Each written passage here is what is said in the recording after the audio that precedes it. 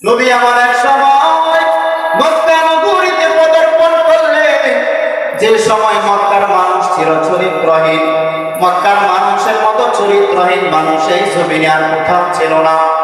কিন্তু এই মানুষগুলোকে অল্প টাইমের ব্যবধানে নবী এই মানুষগুলোকে চরিত্রহীন থেকে দামি বানায়া দিলেন। মাত্র 13 বছরে।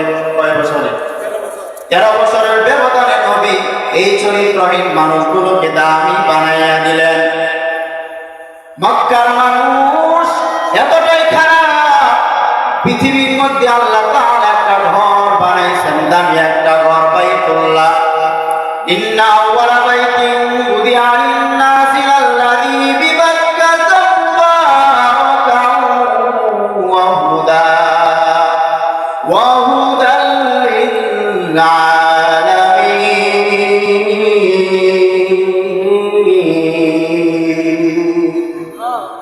এ কালামে জিন্দা কুরআনে হাকীম, হিকমতে উলায়া তালাসু কাদিম, জামিউল ইলমি ফিল কুরআনে হাকীম, তাকাসারাত আনহু আফহামুর রিজালি, বাকা কুরআন কালামুল্লাহ শুনো কদিমাস্তি কদিমাস্তি লইলো।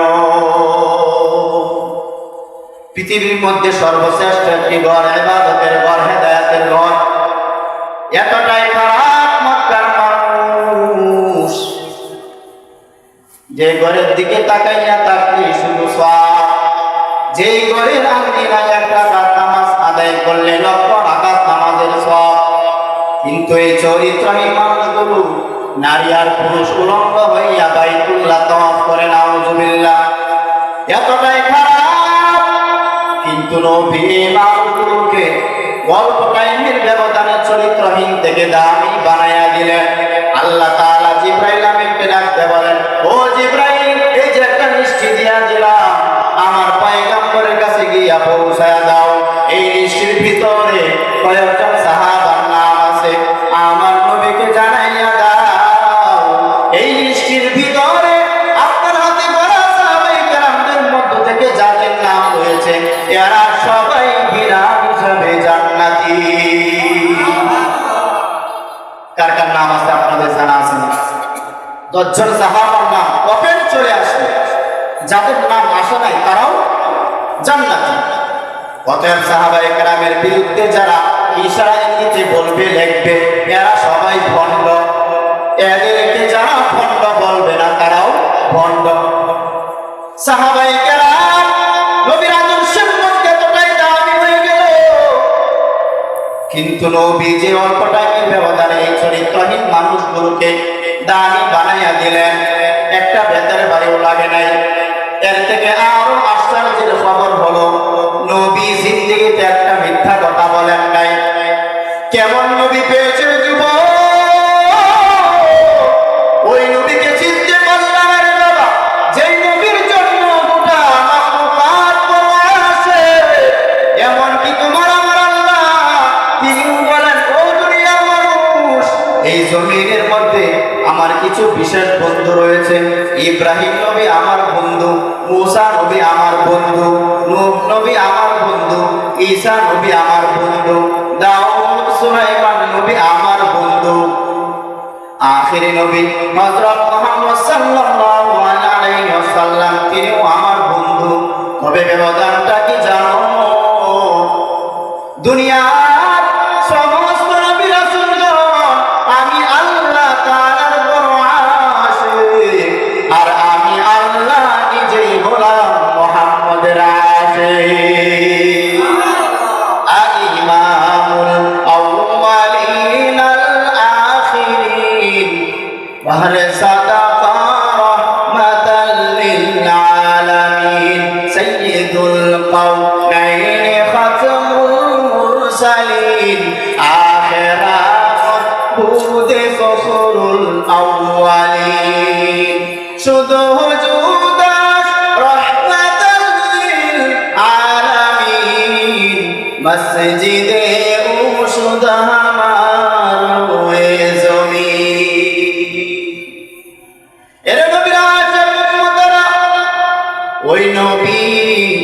এই অল্প টাইমের ব্যবধানে এই চরিত্রহীন মানুষগুলোকে দামি বানায় দিলেন, একটা বেতের বাড়িও লাগে নাই। এর থেকে আরো আশ্চর্যের বিষয় হলো নবী জিন্দেগিতে কোনোদিন মিথ্যা কথা বলেন নাই। এর থেকে আরো আশ্চর্যের খবর হলো আমার নবী জিন্দেগিতে কোনোদিন কাউকে গালি দেয় নাই। এর থেকে আরো আশ্চর্যের খবর হলো নবী সারা জীবন গালি শুনেছেন কিন্তু কোনোদিন গালির জবাব দেয় নাই। এর থেকে আরো আশ্চর্যের খবর হলো নবী জিন্দেগিতে কোনোদিন কারো দিকে গরম চোখে তাকান নাই। কেমন নবী, কেমন আদর্শ! ওই নবী চ্যালেঞ্জ করে গেলেন, ও দুনিয়ার উম্মত, তোমরা এমন একটা সময় পাইবা এই সময় আমি নবী দুনিয়ার জমিনে থাকবো না। ওই সময় তোমরা কিভাবে জান্নাতের পথে আগাইবা? আমি নবী তোমাদের মাঝে দুইটা জিনিস রেখে গেলাম। এই দুইটা জিনিসকে তুমি যদি আঁকড়াইয়া ধরো, আমি নবী চ্যালেঞ্জ করে গেলাম, জিন্দেগিতে কোনোদিন তোমরা পথভ্রষ্ট হইবা না, জিন্দেগিতে কোনোদিন তোমরা অসম্মানী হইবা না, লাঞ্ছিত হইবা না। এক নাম্বার, আল্লাহ তাআলার কোরআন আঁকড়াইয়া ধর। দ্বিতীয়টি হলো আমি রহমাতুল লিল আলামিনের আদর্শ আঁকড়াইয়া ধরো। আল্লাহ তাআলার জাতের কসম, আজকে ১৫০০-এর বেশি সময় অতিবাহিত হয়ে গেল। এই জমিনে ইহুদি, খ্রিস্টান, বেঈমান, নাসারারা, ইসলাম বিদ্বেষীরা ও মুসলিমরা একত্রিত হইয়া গেল। সুযোগ পাইলেই মাহফিলের আওয়াজ বন্ধ করে দিতে চান, সুযোগ পাইলে কোরআনের আওয়াজ বন্ধ করে দিতে চান, সুযোগ পাইলে মাদ্রাসা বন্ধ করে দিতে চান। এত মুসিবতের মাঝেও আল্লাহ তাআলার শুকর তাকাইয়া দেখেন, এই জমিনে যার ভিতরে নবীর আদর্শ আছে, আল্লাহ কোরআন আছে, এরা সবাই সারা পৃথিবীতে সম্মানের সাথে আছে। এরা নবীর আশিক উম্মতের দল। ওই নবী আমাদের মাঝে উত্তম আদর্শ নিয়ে আসলেন। ওই নবী বলেন, আমি রহমাতুল লিল আলামিন, দুনিয়ার জমিনে রহমত স্বরূপ আগমন করেছি। আমি এই দুনিয়াতে কারো ক্ষতি করার জন্য আগমন করি নাই। আমার নবী দুনিয়ার জগতের জন্য রহমত, আমার নবী রূহের জগতের জন্য রহমত, আমার নবী মায়ের গর্ভবতী জগতের জন্য রহমত, আমার নবী হাসর নাসর জগতের জন্য রহমত, আমার নবী কিয়ামতের ময়দানের জন্য রহমত, আমার নবী কবর জগতের জন্য রহমত, আমার নবী রূহের জগতের জন্য কেমনে রহমত, ভিন্ন আলোচনা। আমার নবী দুনিয়ার জগতের জন্য কেমনে রহমত, ভিন্ন আলোচনা। আমার নবী দুনিয়ার জগতের জন্য কেমনে রহমত। আমার নবী দুনিয়ার মুমিনের বেলায় যেমন রহমত, বেঈমানের বেলাও আমার নবী রহমত। আমার নবী পুরুষের বেলায় যেমন রহমত, আলাদাভাবে নারীদের জন্য আমার নবী রহমত। আমার নবী দুনিয়ার মানুষের জন্য যেমন রহমত, জঙ্গলের পশু পাখির জন্য আমার নবী রহমত। আমার নবী দুনিয়ার গাছের জন্য রহমত, আমার নবী দুনিয়ার মাছের জন্য রহমত। সব কিছুর জন্য আমার নবী হলেন রহমত। এর নবীরা আসে ওই নবীর সুন্নাত থেকে যাওয়া, ওই নবীর আদর্শের রেখে যাওয়া। ও বালুকা এলাকার মুসলমান, ও যুবক বাবারা, ভালো করে শুনেন রে বাবা, বৃদ্ধ বাবাজেরা ভালো করে বুঝেন রে বাবা। নবীর আদর্শের রেখে যাওয়া আমল, নবীর সুন্নতের রেখে যাওয়া আমল, এইগুলো ইহুদিরা পালন করবে না, এইগুলো খ্রিস্টানরা পালন করবে না। নবীর আদর্শের রেখে যাওয়া আমল, নবীর আদর্শের সুন্নতে রেখে যাওয়া আমল একমাত্র পালন করবে মুসলমান। তারা পালন করবে মুসলমান। অথচ আমরা নিজেকে মুসলমান বলে দাবি করি, কিন্তু নবীর তরিকায় মাথায় চুল রাখি না, গালের মধ্যে নবীর আদর্শের তরিকা নাই, ব্যক্তিগত জীবনও নবীর আদর্শ নাই, পারিবারিক জীবনও নবীর আদর্শ নাই। এর নবীর আসে, অথচ নিজেকে উম্মত বলে দাবি করি, নিজেকে খাঁটি মুসলমান বলে দাবি করি, অথচ নবীর আদর্শ আমার মধ্যে নাই। কেমন নবীর, কেমন উম্মত আমরা? ওগো নবীর উম্মতেরা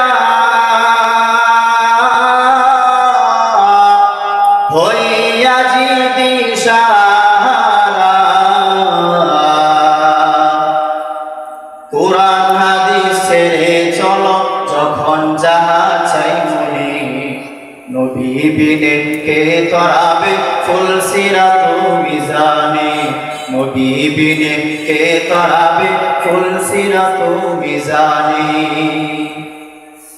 চলো চলো চলো মুমিন চলো নবীর সন্ধানে, নবী বিনে কে তরাবে ফুলসিরাত মিজানে। নবী আমার জীবন ভরে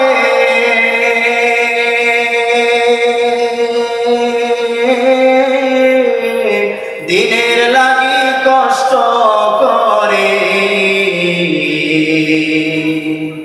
দান দান শহীদ করিলেন উহুদের ময়দানে। নবী বিনে কে তরাবে ফুলসিরাত মিজানে, নবী বিনে কে তরাবে ফুলসিরাত মিজানে। এমন এতিম নবী আমার,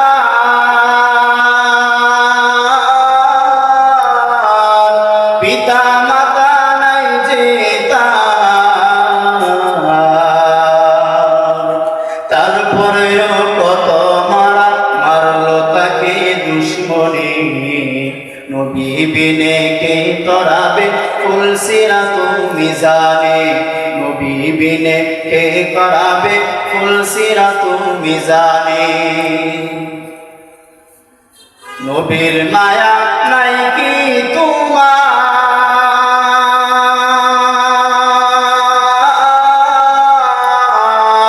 কেমন কষ্ট দাও যে আবার। স্মরণ কর দুরূদ পড় প্রথম গাটি কাফনে, নবী বিনে কে তরাবে ফুলসিরাত মিজানে, নবী বিনে কে তরাবে ফুলসিরাত মিজানে। এরে নবীর আশিক উম্মতেরা, ওই নবী আমাদের মাঝে উত্তম আদর্শ রেখে গেলেন। কেমন নবী, কেমন আদর্শ! যেই নবীর আদর্শ দেখে হাজারো বেঈমান কালিমা পড়ে ইসলাম গ্রহণ করে ফেলেছে। আফ্রিকার জঙ্গল থেকে আগত বেলাল রাহমাতুল লিল আলামিনের আদর্শ দেখে কালিমা পড়ে ইসলামের পতাকার নিচে চলে আসলো। ওই বেলাল এতটাই গরীব, পাপিষ্ঠ উমাইয়ার বাড়িতে বেলাল চাকরি করে। উমাইয়া একদিন তাকাইয়া দেখে বেলাল ঠোঁট নাড়াইয়া নাড়াইয়া বলতেছে আহাদ আহাদ আহাদ। উমাইয়া ডাকতে বলে, রে বেলাল কি বলো? বলে আল্লাহর জিকির করি। বলে আল্লাহ আবার কে? বলে যিনি তোমারে বানাইছেন তিনি হলেন আমার আল্লাহ। উমাইয়া বলে, রে বেলাল একবার বলছো, দ্বিতীয়বার যেন এই কথাটা আর না শুনি। বেলাল এতক্ষণ বলতো আস্তে। উমাইয়ার বাধা দেওয়ার পরে বেলালের আওয়াজ আরো বাড়তেছে আরো বাড়তেছে। কারণ নদীর পানির উপর বাদ দিলে পানির জোয়ার যেমন বেড়ে যায়, ইমানদারের ইমানের উপর বাধা দিলে ইমানদারের ইমানের স্পিড আরো বেড়ে যায়। বেলালের আওয়াজ বেড়ে গেল, উমাইয়ার মেজাজ গরম হইয়া গেল। উমাইয়া বাধা দেন, বেলাল থামে না। বেলাল ভাই, এখন আমার পেটের মধ্যে ক্ষুধা, এখন আমার খাওয়ার প্রয়োজন, বয়ান দিলে চলবে না। আমি রুটি খাইতে যে মজা পাই, আমাকে তুমি অন্য কিছু দিলেও পোলা কোরমা দিলেও এত মজা পাবো না। যেই বান্দা আমার আল্লাহর জিকিরে বড় মজা পায়, ওই বান্দারে বাধা দিলে মনে হয় যেন মহিলা যাওয়াই তার থেকে আরো ভালো। উমাইয়া ডাকতে বলে, বেলাল আল্লাহরে ডাকবি না। বেলাল কয়, আল্লাহ উমাইয়ার ফিরে দেও যেন আমারে বাধা দেয় না। বেঈমান পাপিষ্ঠ উমাইয়া বেলালকে বরণ করে, বেলাল থামে না। এক পর্যায়ে বেলালের হাতে পায়ে রশি লাগাইয়া, রশির আরেকটা মাথা ঘোড়ার পায়ে লাগাইয়া আরবের উত্তপ্ত গরম বালুতে ঘোড়াকে দৌড়ায়। ঘোড়া রশির টানে টানে বেলালও হেঁচড়াইতেছে। গরম বালুতে বেলালের চামড়া পুড়ে যায়। বেলাল আল্লাহর দিকে তাকাইয়া বলে, মালিক, দুনিয়ার কষ্ট দেয় সহ্য করা সম্ভব, তুমি আমাকে ধৈর্য দাও, তারপর আমি জাহান্নামের আগুন করতে পারবো না রে আল্লাহ। রাস্তার কিনারে দিয়ে হযরত আবু বকর সিদ্দিক হেঁটে যায়। আবু বকর সিদ্দিক বেলালের কান্নার আওয়াজ শুনে থমকে দাঁড়াইয়া গেলেন। আবু বকর ডাকতে বলে, উমাইয়া বেলাল রে আর মারবি না, তোদের ধর্মের এক গোলাম আমার নিকট আছে, তারে নিয়ে বেলালকে ফিরাইয়া দাও, না হয় বেলালকে বিক্রি করে দাও। বেলালকে কেনার জন্য আবু বকর রেডি হয়ে গেল। মায়ার নবী খবর পাইয়া কয়, আবু বকর আমারও কিছু টাকা শরীফ রাখিও, কারণ কিয়ামতের ময়দানে আল্লাহ যদি জিজ্ঞাসা করেন বেলালের খরিদ্দার কে, আমি নবী বলবো আল্লাহ, আমি নবী বেলালের একজন খরিদ্দার। কারণ আবু বকর ওই বেলালের এত দাম, এই বেলালকে তুমি কতটি কথা ছিল জানি না, তবে আমি মেরাজের রাত্রে আরশে আজিমে জান্নাতের মধ্যে বেলালের পায়ের আওয়াজ শুনেছি। ওরে আবু বকর,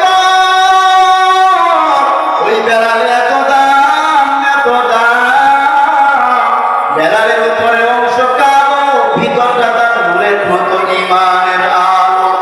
এর নবীর আশিক উম্মতেরা, ওই বেলাল নবীর আদর্শ পাইয়া ইসলাম গ্রহণ করে, কালিমা গ্রহণ করে ইসলামের পতাকার নিচে চলে আসলো।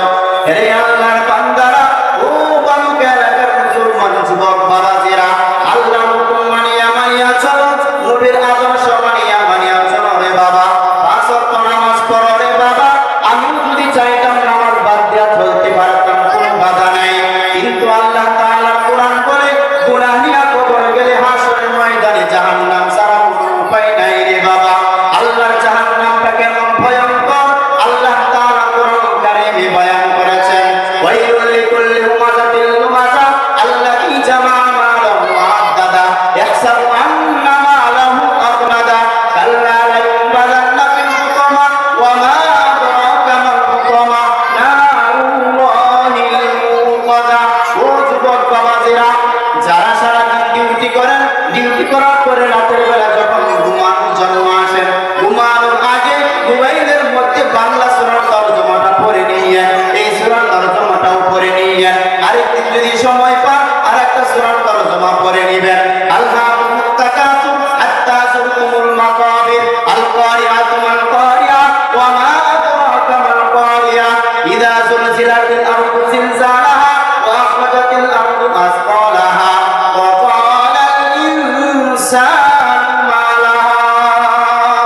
এইগুলো হলো জাহান্নামের বয়ান। ও যুবক বাবারা, টাকার ধান্দায় যদি করতাম তাহলে তো কত রাস্তায় ছিল, কিন্তু আমরা ওই পথ গ্রহণ করি নাই। সম্মান দেওয়ার মালিক আল্লাহ।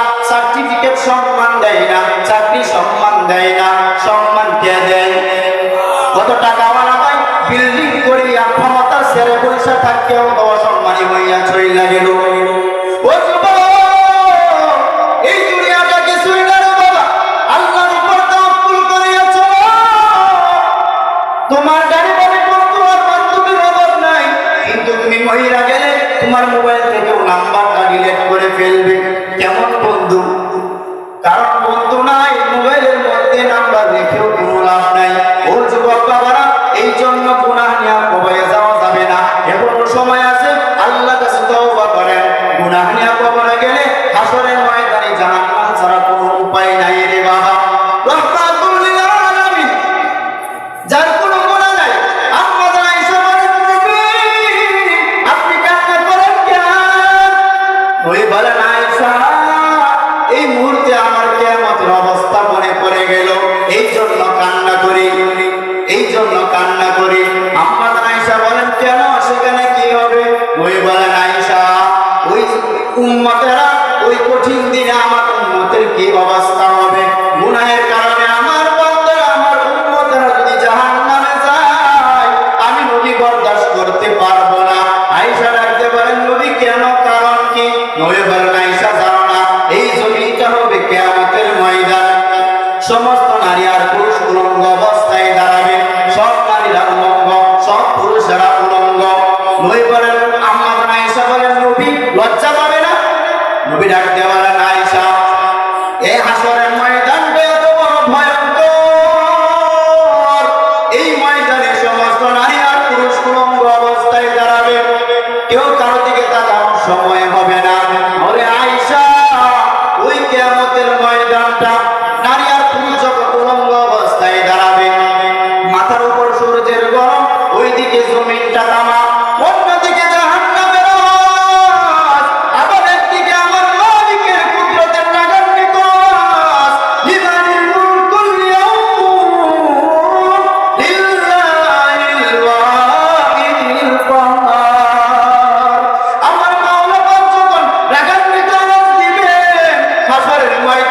থরথর করে কেঁপে উঠবে। নবী ডাকতে বলেন, আয়েশা, সমস্ত নারী সমস্ত পুরুষেরা উলঙ্গ অবস্থায় দাঁড়াবে, কেউ কারো দিকে তাকানোর সময় হবে না। এমন অবস্থা হবে, আয়েশা জানেনি মুসা নবী সিজদায় পড়ে কান্না করবেন, ঈসা নবী সিজদায় পড়ে কান্না করবেন, সমস্ত নবীরা সিজদায় পড়ে কান্না করবেন, মুসা নবী সিজদায় পড়ে কান্না করবেন, সমস্ত উম্মতের কথা বলে যাবে। উম্মতরা বেকারান হয়ে হাসরের ময়দানে পাগলের মতো ঘুরবে আর কাঁদবে। আম্মা জান আয়েশা বলেন, নবী এই উম্মতের কি অবস্থা হবে? নবী ডাকতে বলেন, আয়েশা, এই উম্মতেরা শেষ পর্যন্ত আমি নবী শেষ মুহাম্মদ সাল্লাল্লাহু আলাইহি ওয়াসাল্লামকে খুঁজবে সুপারিশ করার জন্য। আম্মা জান আয়েশা বলেন, নবী এই উম্মতরা আপনাকে কোথায় পাবে? নবী বলেন, আয়েশা, কিয়ামতের ময়দানে ওই কঠিন সময়ে আমি আমার মাওলা পাকের আরশে আজিমে মাকামে মাহমুদে সিজদারত অবস্থায় কান্না করব। মুসা নবী সিজদায় পড়ে কান্না করবেন নিজেকে বাঁচানোর ফিকিরে, সমস্ত নবীরা কান্না করবেন নিজেকে বাঁচানোর ফিকিরে, কিন্তু আমি কান্না করব, একবারও বলবো না আল্লাহ আমাকে বাঁচাও আমার নিজের ফিকিরের কথা। আমি বারবার কান্না করব আর বলবো, আল্লাহ আমার উম্মতদেরকে বাঁচাও, আমার উম্মতরা যেন জাহান্নামের আগুনে না যায়, আমার উম্মতরা জাহান্নামে গেলে আমি জান্নাতে যাব না। ও আয়েশা শুনিয়া আল্লাহ তাআলা আমার কান্না দেখে বলবেন, ও নবী কান্না বন্ধ করেন, মাথা উঁচু করেন, আপনার উম্মতদেরকে জান্নাতে নিয়ে যান। আয়েশা ডাকতে বলেন, নবী কোটি কোটি মানুষের মাঝে আপনার উম্মতদেরকে চিনবেন কিভাবে? নবী বলেন, আয়েশা, দুনিয়াতে যারা 5 ওয়াক্ত নামাজ পড়তো, 5 ওয়াক্ত নামাজের সময় যারা অঙ্গগুলো উযু করে নামাজ পড়তো, ওই কঠিন সময়ে তাদের উযুর অঙ্গগুলো নূরের আলো দ্বারা চমকাইতে থাকবে। আমি নবী তাদেরকে চিনে তাদেরকে আমি জান্নাতের পথে নিয়ে যাব এবং নিজ হাতে আমি নবী তাদেরকে হাউজে কাউসারের পানি পান করাবো। এর নবীর আয়েশা উম্মতরা যারা দুনিয়াতে নামাজ পড়ে না, নবীর আদর্শ বাদ দিয়া চলে, আল্লাহ নবী তাদেরকে বলবেন, ও আমার উম্মতরা তোমরা বেগে যাও, তোমরা আমার উম্মত না, আমি তোমাদের নবী না। এর নবীর আয়েশা উম্মতরা গুনাহ নিয়ে হাসরের ময়দানে গেলে, গুনাহ অবস্থায় যদি আজরাইল হাজির হইয়া যায়, নামাজ না নিয়ে যদি আল্লাহর দরবারে হাজির হই, দাড়ি না রাখা যদি নবীর দরবারে হাজির হই, নবী ডাকতে বলবেন, তুমি আমার উম্মত না, বেগে যাও, আল্লাহর গায়বী আওয়াজ একে ধর, জাহান্নামের শিকল লাগাও, জাহান্নামের ভিতরে তারে ঢুকাও। ও যুবক বাবারা, আল্লাহর কোরআনকে মিথ্যা মনে করিও না, নবীর আদর্শকে মিথ্যা মনে করিও না। গুনাহ নিয়ে কবরে গেলে হাসরের ময়দানে জাহান্নাম ছাড়া কোনো উপায় নাই রে বাবা।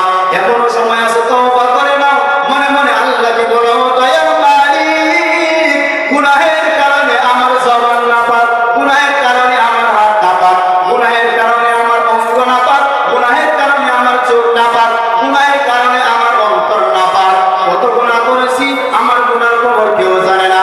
এই নবীর আয়েশার উম্মতেরা এখনো সময় আছে, খাঁটি তওবা করা যদি নিয়ত হয়, তাহলে আমার মালিককে দুটো হাত তুলে দেখাইয়া দিই। ও দয়ার মালিক, গুনাহের কারণে আপনি আমাদেরকে লাঞ্ছিত অপমানিত করিলেন না। ও দয়ার মালিক, আর জীবনে নামাজ ছাড়বো না, আর জীবনে রোজা ছাড়বো না, মুরব্বিদের সাথে বেয়াদবি করবো না, মা বাবার সাথে বেয়াদবি করবো না। তওবার নিয়তে দুটো হাত তুলেছি, তুমি আমাদের তওবার উপর মজবুত হইয়া চলার মতো তৌফিক দান করুন, আমিন। আরো জোরে বলি আমিন, আরো জোরে বলি আমিন। আল্লাহ পাক রব্বুল আলামিন আমাদের সবাইকে নবীর আদর্শ মেনে বাকি জীবনটা যেন পরিচালনা করতে পারি।